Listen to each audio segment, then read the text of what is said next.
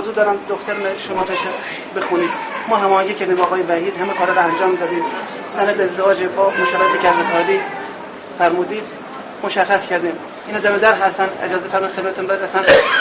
آرزو میره خودش. در کجاست؟ این زمیندار هستن آقا. اسمتون چیه؟ نرجس نوزایی. خیلی من رو وکیل کنید.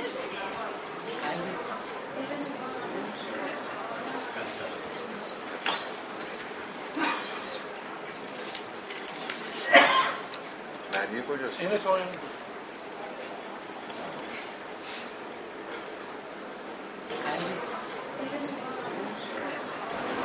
من رو وکیل کنید، عقد شما رو بکنم با آقای محسن دژن به مهریه 1 جلد کرام الله مجید و 14 سکه. من وکیلم خانم؟ بله. آقا جون بسم الله الرحمن الرحیم الحمد لله اقرارا بنعمته ولا اله الا الله اخلاصا لوحدانیته والصلاة والسلام على اشرف بریته وعلى الاصفیاء بحضرته وقال رسول الله صلی الله علیه و آله من تزوج احرز مثل دینه.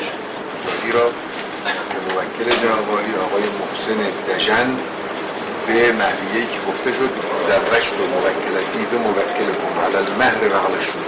قبلت التزویج لموکلی هكذا ان شاء الله مبارک.